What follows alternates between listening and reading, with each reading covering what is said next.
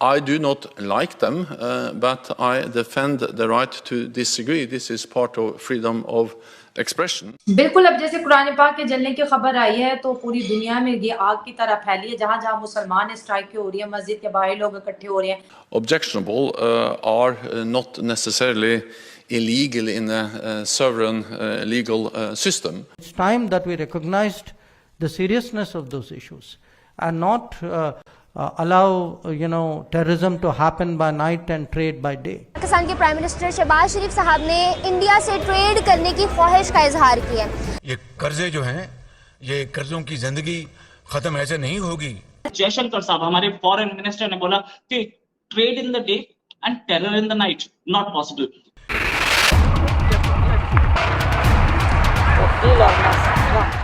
आप लगातार देख रहे हैं कि कैसे यूरोपीय देशों में इस्लाम के खिलाफ विरोध बढ़ता जा रहा है। यूरोपीय देशों को अब इस्लामिक कट्टरता से डर लगने लगा है। कुछ यूरोपीय देश तो विरोध प्रदर्शन में इतना आगे निकल गए कि उन्होंने मुसलमानों के धार्मिक ग्रंथ को ही आग लगा दी। इस घटना की पूरी दुनिया में निंदा हुई। अब वो ममालिक जहां इंसान गुलामों जैसी जिंदगी बसर कर रहे हैं, उसकी जो आलमी रैंकिंग है उसमें सरे फहरिस्त 20 मुल्कों में 7 मुस्लिम मुल्क हैं। ये जो नेटो का जत्था है, ये हर उस अमल, हर उस इक़दाम को कानून के कपड़े पहना देगा, फ्रीडम ऑफ स्पीच के कपड़े पहना देगा।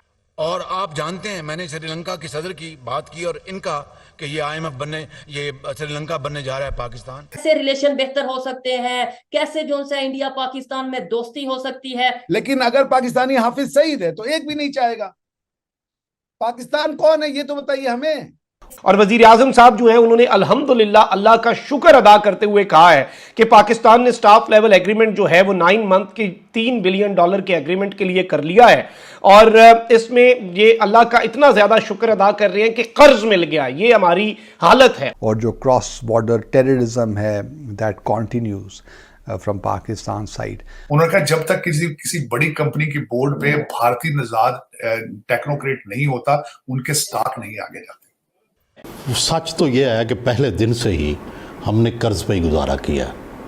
कायदे आज़म के ज़माने से लेके आज तक कभी हम इंडिपेंडेंट और ऑटोनोमस नहीं हुए। मुआशी तौर पर हमने फ़ौज भी खड़ी की है अमेरिका से पैसे लेके, हमने मुख्तलिफ जंगों में हिस्सा लिया पैसे लेने के लिए। मैंने उस वक्त कहा था कि अपॉर्चुनिटी है, बिलखसूस उस वक्त एक आपने देखा होगा कि एक दहशतगर्दी का वाक़या हुआ था वहाँ पे और उस पर अगर पाकिस्तान शोएब चौधरी है तो 100% इंडिया चाहते कि ये हमारी इनके साथ दोस्ती हो, लेकिन अगर पाकिस्तानी हाफिज सईद है तो एक भी नहीं चाहेगा। यासीन मलिक एक बहुत ही अच्छे देशद्रोही थे जिन्होंने अपने इंटरव्यूज में ये साफ साफ कहा है कि हमें पाकिस्तान बुलाया जाता था और हम भी जाते थे, आंखों पे पट्टियां बांध करके हमें ट्रेनिंग सेंटर्स में लिया जाता था और वहां पर हमें गोली चलानी सिखाई जाती थी।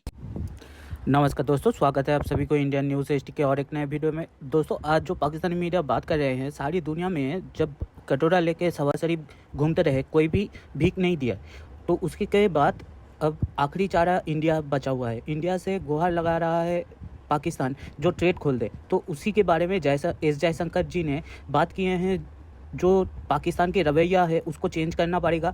रात को टेरर और दिन को ट्रेड मांगने वाले इस बिहेवियर को चेंज करना पड़ेगा। इसके ऊपर ही पूरा वीडियो है, आप देखिए, बहुत ही ज़्यादा मज़ा आएगा। और जो भी नए दर्शक हैं उनसे हम रिक्वेस्ट करना चाहेंगे, चैनल को नए हैं तो सब्सक्राइब कर ले और जो भी आपका राय है वो कमेंट सेक्शन में जरूर लिखिए। चलिए वीडियो देखते हैं। लेकिन यहाँ पर ये है ना कि जितने भी इस्लामिक वर्ल्ड है, इवन तो सऊदी अरेबिया की भी बात करें तो सम केसेस में वो बहुत ज्यादा एग्रेसिव हो जाता है।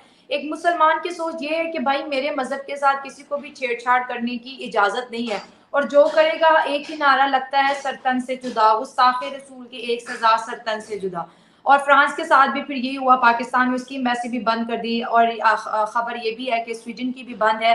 लेकिन भारत में 27 करोड़ मुसलमान हैं और जैसे अमेरिका ने भी ये बात उठाई थी कि भाई आप तो मुसलमानों के जो राइट्स हैं उनको नहीं दे रहे, आप उन पे जुल्म कर रहे हो, और ये खबर उड़ती हम तक आई है। मोदी जी से ये मीडिया में सवाल पूछा गया है, लेकिन हमने ये देखा है कि भारत में कुरान पाक या फिर प्रॉफिट सल्लल्लाहु अलैहि वसल्लम को लेके कभी कोई ब्लास्फेमी की गई है? वहां के मुसलमान इस खबर पे कैसे रिएक्ट करेंगे? इसके साथ साथ एक और सवाल भी है, ईद उल अजहा भी है, तो मैं भारत के अंदर इतना सब्र कैसे है, क्योंकि 75% तो हिंदू हैं, तो हिंदू इतनी एक्सेप्टेंस कैसे देते इस्लाम को और वो कभी ब्लास्फेमी की तरफ नहीं जाते? मेजोरिटी की मैं बात कर रही हूँ भाई। तो अब इसका उल्टा क्वेश्चन बताइए, मुसलमानों में इतना सब्र क्यों नहीं है? जो आप सीखते हो वो आप बनते हो। हमें हमारे जो हमारी ट्रेडिशन रही है वो कह रहा है एकम सद बहुधा विप्लवा वदन्ति सर्वे सन्तु सुखिना सर्वे सन्तु निरामया सर्वे लोकाना सुखिना। हमारे पूर्वजों ने बार बार कहा सब सही है। भाई ये लड़ाई रिलीजन की नहीं है, लड़ाई कौन सही कौन गलत है। हमारे पूर्वजों ने सिखाया सब सही है, आपको आपके पूर्वजों ने सिखाया सब गलत है, आप सही हैं। बात तो बस इसकी है। क्या आप ये कह सकते हैं, आप मतलब आप तो बहुत बहादुर है और आप तो बहुत अच्छा काम करिए, मैं आपका खुद ही एक बहुत बड़ा प्रशंसक हूं, लेकिन नॉर्मल जो इंसान है वो ये कह पाएगा? नहीं कह पाएगा बेचारा। उसको सिखाया गया है कि सब गलत है। और ये देखिए, ये जो कहता है कि सब सही है वो वही बर्दाश्त कर सकता है कि जो कह रहा है सब गलत है। ये सोचिए कितनी बड़ी फिलॉसफी है कि हम कह रहे हैं सब सही है और इसी के नाम पे एक आदमी आके कह रहा है सब गलत है मेरे अलावा। कौन बड़ा है? वो जो कह रहा है सब सही है और उसमें एक आदमी आके कह रहा है हाँ हम तुम इसी भाई इस्लामिक देश में तो ये कोई जाके बोल नहीं सकता कि सब सही है। हम ही कह रहे हैं सब सही है तो इस्लाम भी हमारे यहाँ वेलकम है। अब जब इस्लाम हमारे यहाँ वेलकम हो गया तो इस्लाम कह रहा है सब सही नहीं है भैया, अब सब गलत है। तो कौन सही है? वही ना सही है जो कह रहा है सब सही है। सब इसी को आप नॉर्मल भाषा में टॉलरेंस कहती हैं। हमारी भाषा में हमको जरूरत ही नहीं पड़ी टॉलरेंस की, हमारे माँ बाप ने सिखाया। हम 5 वक्त का नमाज अजान सुनते हैं, उसमें होता है ला इलाहा इल्लल्लाह मुहम्मदुर रसूलुल्लाह। इसका मतलब है सारे अल्लाह के अलावा कोई इबादत के लायक नहीं है। और हम उसी को सुनने के बाद घंटी बजा रहे होते हैं भगवान नाम के प्रभु की। ये है, इसको लोग करने के लिए सोसाइटी टॉलरेंट नहीं है।